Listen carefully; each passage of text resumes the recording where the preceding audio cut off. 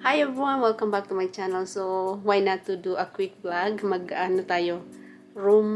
Bedroom tour tayo ngayon. So,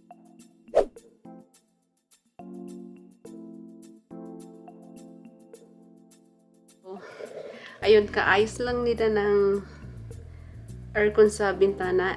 Linisan niya yung bintana at saka inayos niya yung aircon kasi hindi lumalamig yung aircon. So, yun, nandito ako sa bed, nakaupo lang. Tinatamad ako ngayon palagi akong napapagod. Mabilis mapagod. So, ayun. So, hindi pa namin pwede ilipat lahat ng mga gamit nasa baba pa. Sobrang kalat sa baba. Nasa living room yung mga gamit na iba pa kasi may inaantay pa kaming furniture na order sila ng dalawang furniture. Pagka dumating na siguro yun pwede na namin ilipat lahat kasi hindi pa namin alam kung saan ilalagay yung mga furniture, yung mga tawag dito, TV, nightstand. So, bumili siya ng dalawa. So, hindi pa dumarating yung iniintay namin. Kaya, medyo magulo pa yung kwarto. Pero, happy ako dito kasi, tawag dito, medyo malaki tong kwarto na to. Tsaka, bakit kami lumipat dito? Kasi, para may space ng konti sa crib. Pag nanganak na ako, ayun, yun yung kasi yung sa kabila, dati sa kabila kaming kwarto, maliit masyado. Hindi, kung maglalagay kami ng crib para sa baby, hindi kasya kasi maliit siya. Hindi naman sa maliit talaga, maliit lang talaga yung isang kwarto. Pero itong kwarto na to, malaki siya. May malawak na drawer, closet. Sa dito sa harap, tapos dito yung bed. May space pa sa dalawang gilid ng bed. So, ayun. Excited na akong maayos na tong bedroom na to. Di pa pala kasi gusto nila na pinturahan ulit yung pintura. The same color. Gusto niya lang pinturahan para malinis yung wall kasi yung mga butas ng ng pako. Yun yung gusto niyang tawag dito, ayusin, kaya pipinturahan niya ulit tong buong kwarto. Tayo. Hinihingal ako. Yun nga, yung ito, kabila, closet, and then dito, closet din. So, malaki talaga yung kwartong ito. Yan. Dalawang, yung halos entire wall, closet siya. Ayan. Tapos, dito naman yung pintuan, palabas ng kwarto. Yung CR, malaki rin yung CR. And then, ito yung pagkagaling sa CR. Ito na yung bed. So, malaki pa kasi may space pa nga. Kasya pa nga yung drawer doon sa kabila. And then, dito rin malaki rin yung space. Tapos, ito na yung window. Yung view ng kwarto. So, malaki talaga siya, guys. So, ayun, oh. Gusto kong lagyan ng mga picture frame dyan. Kaya lang hindi pa pwede kasi yung nga magpipintura pa si Dan sa buong kwarto. Pero, ayan, malaki talaga siya. So, ayun. Yan. Malaking, malaking bedroom tong isang kwarto na to. Yun yung gusto ko dito kasi malawak yung, yung lakaran pa papunta sa CR. Yun, malawak. And then dito, lagay muna kita dito kasi masyado mabigat. Sana hindi mahulog yung camera. Ayun nga, gusto ko tong kwarto na to kasi, siya, may space para sa baby pag nanganak na ako, may pwede pang kasi gusto ko yun nga, gusto ko dito sa kwarto na to kasi malaki siya, may space pa para sa crib kasi sobrang laki talaga niya. Closet, ang lawak, tsaka yung bed, may space pa siya. Yun yung reason bakit kami lumipat dito sa kwarto na to kasi nga, para pag nanganak na ako, medyo malaki yung kwarto para sa baby. So, ayun. Tsaka, excited ako dito kasi dati, hindi ko nagagamit yung backdrop ko. Siguro yung backdrop ko na mga 3 years na siguro sa akin yun. Hindi ko nagagamit kasi sa kabilang kwarto maliit. hindi ko siya ma-set up. Pero dito, kahit dito sa likod ko, pwede ko siyang i-set up yung backdrop. And then, walang problema kasi, hinihingal ako pa siya na guys. Malawak yung space niya. So, ayun, malawak talaga. Sobrang laki. Para sa akin, malaking bedroom to talaga tong isang bedroom na to. So, pag nag-film ako, gusto ko kasi plain background lang. Ewan ko, ako lang. Gusto ko lang malinis tingnan plain background. So, magagamit ko yung backdrop ko. Pwede kong palitan ng kung anong background gusto kong kulay. Pink, yellow, blue, ganon. Madali lang naman yung palitan. So, ayun.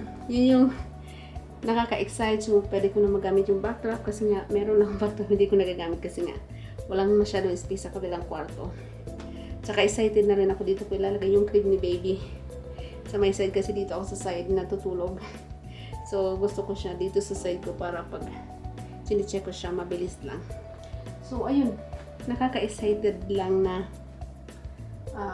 lumipat dito sa malaking kwarto. Ayan guys yung ano niya. Ayan yung buong closet. Yan, dalawang closet siya. Nandito naman sa kabila yung room. Yan. And then, yun na yun. Pagpasok mo sa bathroom. So, malaki talaga yung yung yung kwarto na to. Ang ganda ng lighting dito. Yung natural light lang sa labas. Kasi ano pa lang dito eh. Mag-aalisin ko pa lang ng hapon. So, open lang yung bintana ng inano ko yung kortina. Tinanggal ko, ang ganda ng lightning. So, ayun, excited ako. Excited naman ako dito sa excited ako maglagay ng mga decorations wall. Mga painting ba, mga wall art. Pero hindi pa pwede. Kasi, magpipintura pa si Dan. Mag-room tour tayo. So, kahapon pala bumili ako ng tawag dito, yung halaman. Yung gusto kong bilhin na halaman, kaya lang mahal siya. So, may nakita akong the same halaman siya, medyo mura. Ayun, naputol. Puno na naman yung memory card ko, yung SD card. Naputol tayo. Bumili pala ako kahapon ng halaman. Ang cute niya. Gusto ko, matagal ko na talagang gustong bilhin tong halaman to. Kaya lang, tawag dito, medyo mahal. Nasa kulang-kulang na siyang $30 yung halaman na to. So, kahapon may nakita ako, medyo mura siya. The same naman siya ng halaman na gusto ko. Nasa almost $15 yung halaman na to. Gusto ko siya, maganda siya. Ipakita ko sa inyo. Ito siya guys, di ba ang ganda? Totoong halaman siya. Medyo, sana gusto ko siyang palakihin. Yung, yun ba? Palakihin siya. Tingnan ko kung mapalaki ko siya.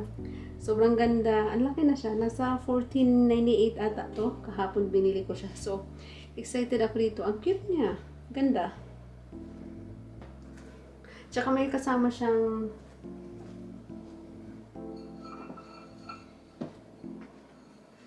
ang tawag dito, itong patungan ng halaman tsaka yung stand niya.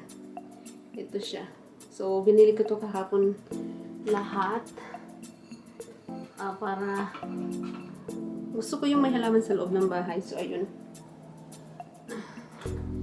Tsaka to rin yung isang araw na bili ko to. Nakita ko sa clearance area.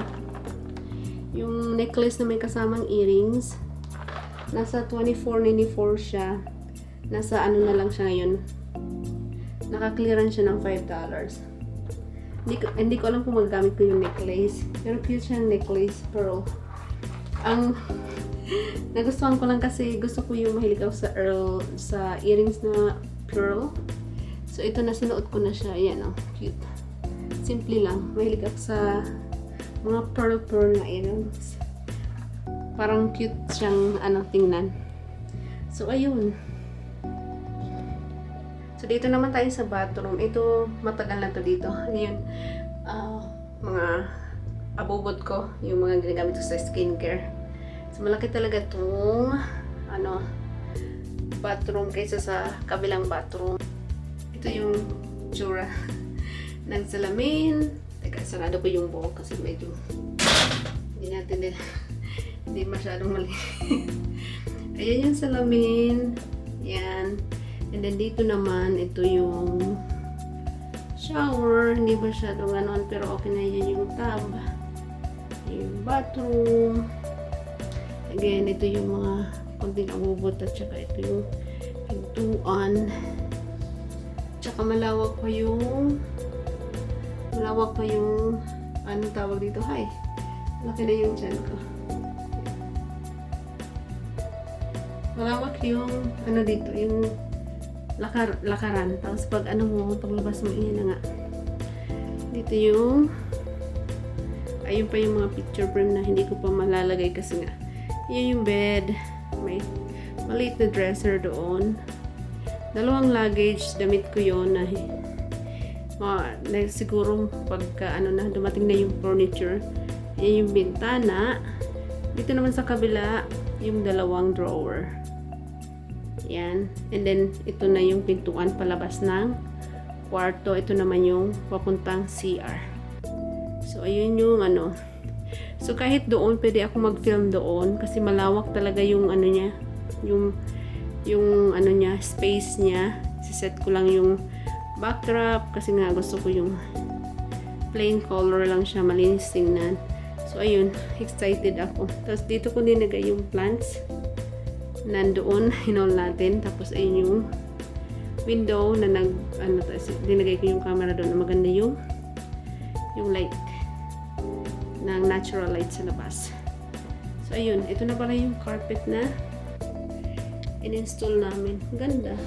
Malambot siya. Yun. Pati yung hagdanan nilagyan namin ng bagong carpet.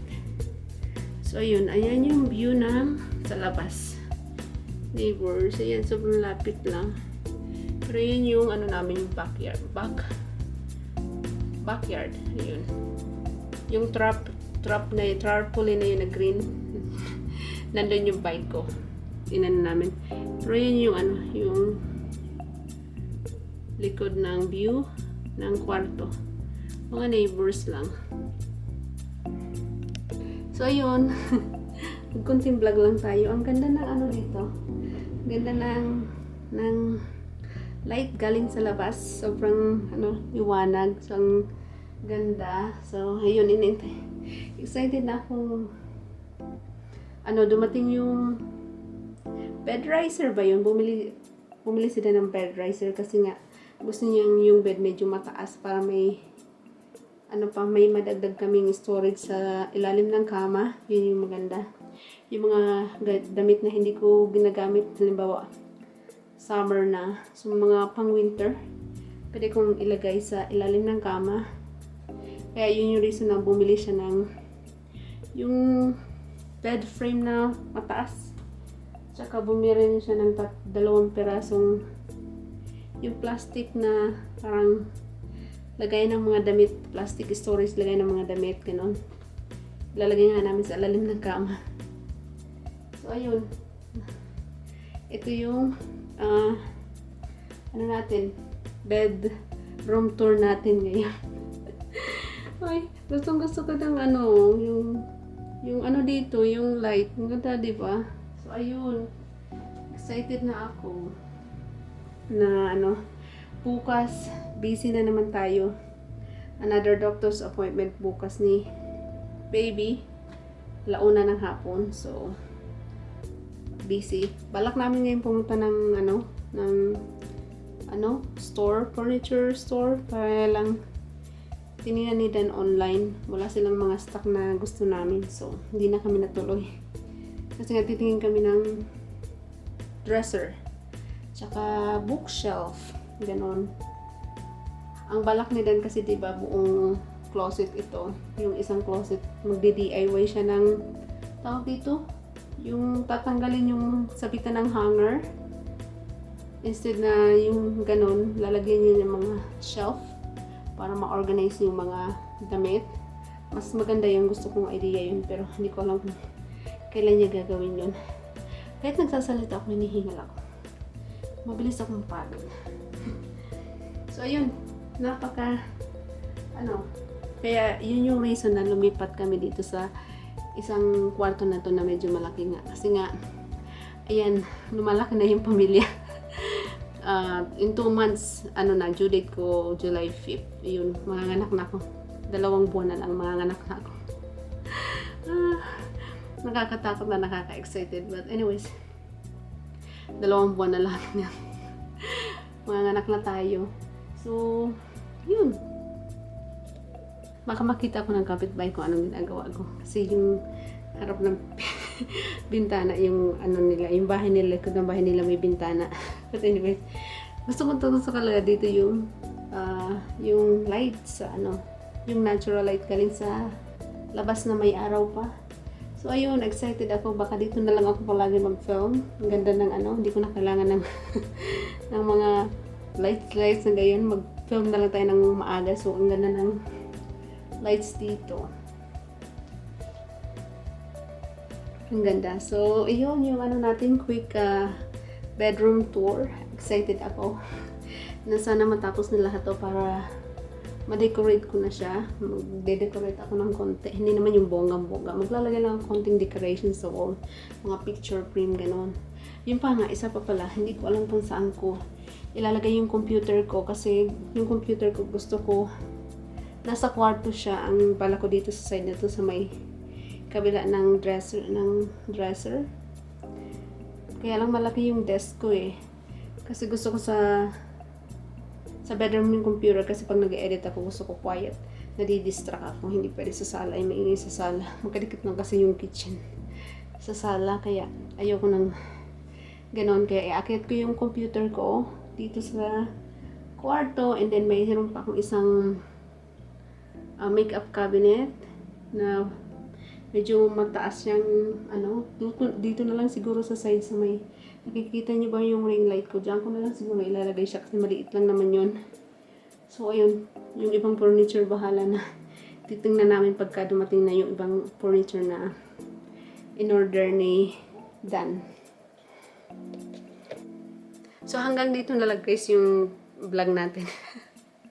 Kung nagustuhan niyo itong vlog na to, give me a big thumbs up. And kung hindi ka pa nakasubscribe sa aking channel, subscribe ka na. Ang ganda talaga ng lighting dito. Sa sa kabilang bedroom. I love it. And ayun, kita-kita ulit tayo sa next video ko. Try ko mag-video bukas. Kasi yung building na pinupuntahan namin, yung doctor's appointment, bawal yung camera eh. Pagpasok mo pa lang na mag-check-in ka na ng appointment, nakalagay na talaga doon na bawal yung camera, recording, phone, ganun. So sana hindi bawal, no? Kasi sa isang clinic na malapit dito sa bahay, hindi naman bawal yung camera. Pero matagal pa yung check-up ko doon sa place na malapit dito sa bahay. Yung medyo malayo, bawal talaga yung camera. So, ayun. Bye, everyone!